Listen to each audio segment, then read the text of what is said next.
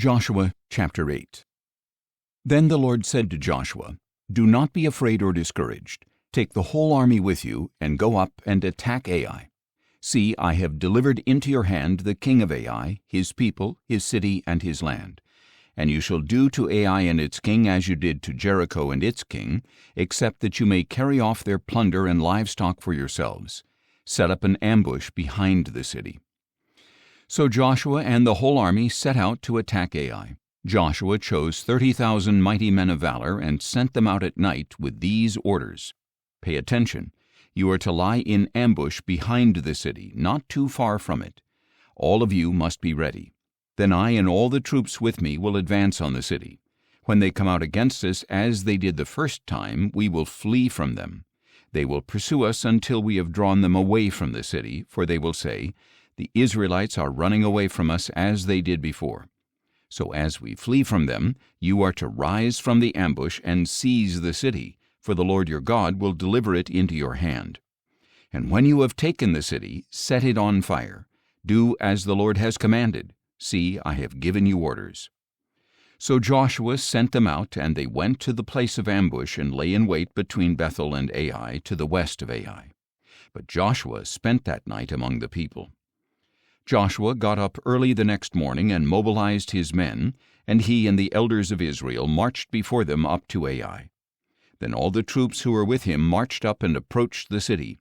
They arrived in front of Ai and camped to the north of it, with a valley between them and the city. Now Joshua had taken about 5,000 men and set up an ambush between Bethel and Ai to the west of the city.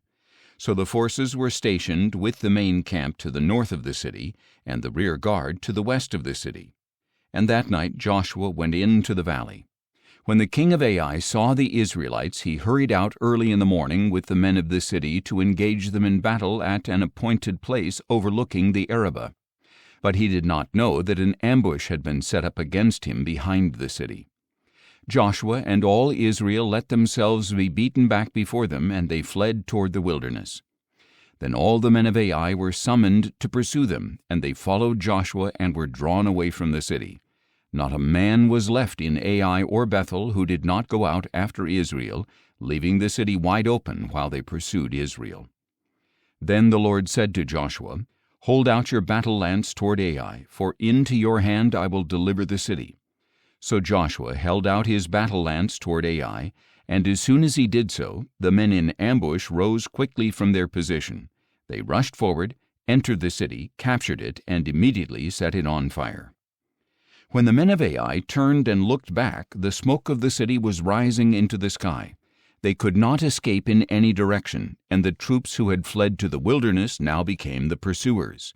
When Joshua and all Israel saw that the men in ambush had captured the city and that smoke was rising from it, they turned around and struck down the men of Ai. Meanwhile, those in the ambush came out of the city against them, and the men of Ai were trapped between the Israelite forces on both sides. So Israel struck them down until no survivor or fugitive remained. But they took the king of Ai alive and brought him to Joshua.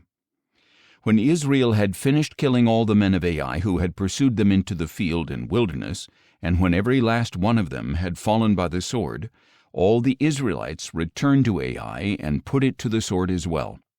A total of 12,000 men and women fell that day, all the people of Ai. Joshua did not draw back the hand that held his battle lance until he had devoted to destruction all who lived in Ai. Israel took for themselves only the cattle and plunder of that city, as the Lord had commanded Joshua. So Joshua burned Ai and made it a permanent heap of ruins, a desolation to this day. He hung the king of Ai on a tree until evening, and at sunset Joshua commanded that they take down the body from the tree and throw it down at the entrance of the city gate. And over it they raised a large pile of rocks, which remains to this day. At that time Joshua built an altar on Mount Ebal to the Lord, the God of Israel, just as Moses, the servant of the Lord, had commanded the Israelites. He built it according to what is written in the book of the law of Moses, an altar of uncut stones on which no iron tool has been used, and on it they offered burnt offerings to the Lord, and they sacrificed peace offerings. And there, in the presence of the Israelites, Joshua inscribed on the stones a copy of the law of Moses which he had written.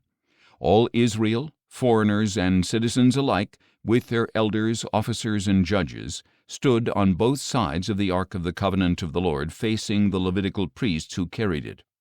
Half of the people stood in front of Mount Gerizim, and half of them in front of Mount Ebal, as Moses, the servant of the Lord, had commanded earlier, to bless the people of Israel. Afterward Joshua read aloud all the words of the law, the blessings and the curses, according to all that is written in the book of the law. There was not a word of all that Moses had commanded that Joshua failed to read before the whole assembly of Israel, including the women, the little ones, and the foreigners who lived among them.